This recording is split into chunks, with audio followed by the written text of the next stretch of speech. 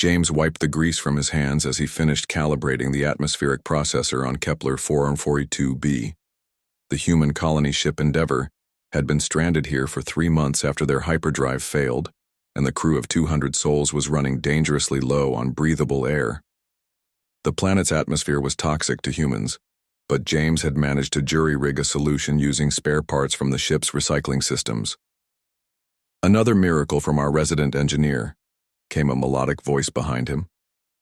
James turned to see Princess Lysathara approaching, her iridescent blue skin catching the alien sun's light. She was the daughter of the Zephyrian Empire's regional governor, and her people had been watching the stranded humans with curious interest, rather than offering help.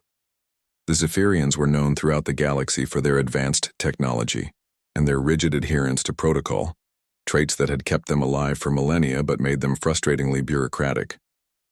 "Just doing my job, Your Highness," James replied, not looking up from his work. "Though I have to say your people's definition of diplomatic observation is pretty cold when folks are suffocating." Lysathara's antennae twitched. What James had learned was equivalent to a human raising an eyebrow. "My father's council believes interference would violate the non-contamination accords. Helping a species before they achieve certain technological benchmarks is forbidden." "Right," James muttered, reconnecting a power coupling. "Well, while your council debates policy, I've got people to keep alive." The princess moved closer, studying his work with genuine fascination. "How do you do it? Create solutions from nothing? Our engineers would have requisitioned proper equipment, filed reports, waited for approval." James finally looked at her, noting the genuine curiosity in her large violet eyes. "We call it making do.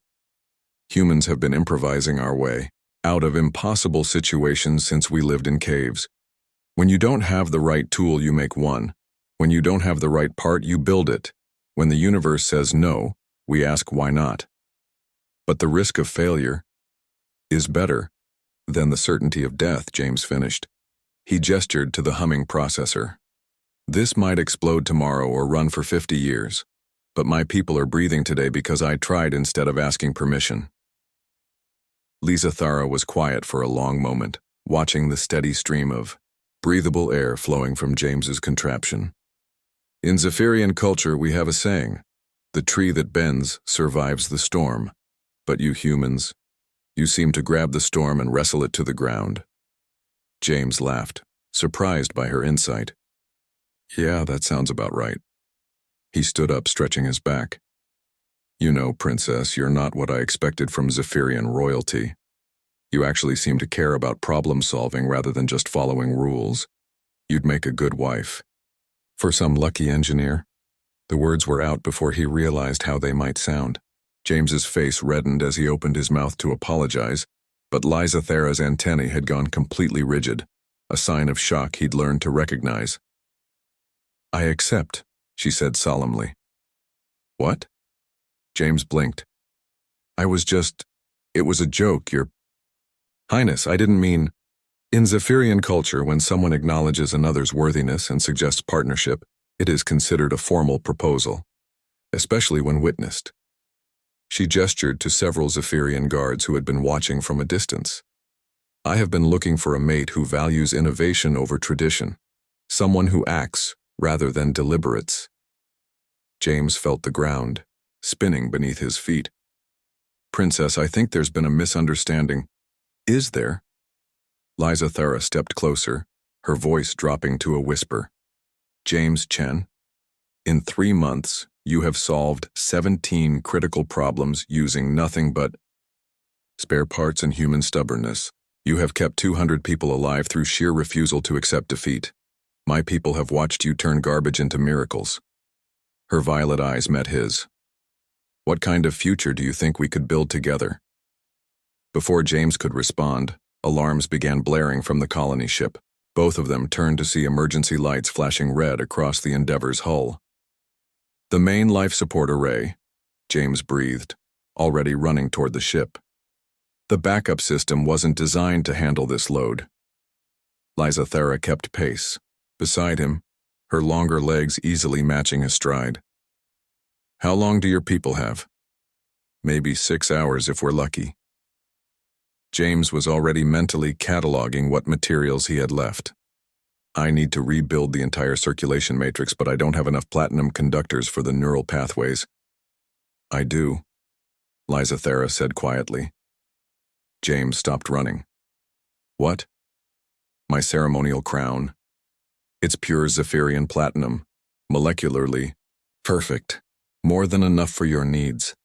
She was already removing the intricate headpiece, but using it would be politically complicated. My father would see it as choosing your people over my own. Princess, I can't ask you to. You're not asking. I'm choosing. She pressed the crown into his hands. This is what you do, isn't it? See an impossible situation and refuse to accept it? James looked down at the priceless artifact, then up at Lysathera's determined face. Your people won't forgive this. Then perhaps it's time I found new people to belong to. She smiled, her antennae relaxing into what he'd learned was contentment. After all, I've already accepted a proposal from a human engineer.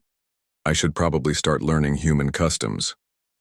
As they reached the ship, James realized that somewhere between a joke and an emergency, his life had taken an impossible turn. But then again, he thought as he began dismantling a royal crown to save human lives, impossible was just another word for Tuesday.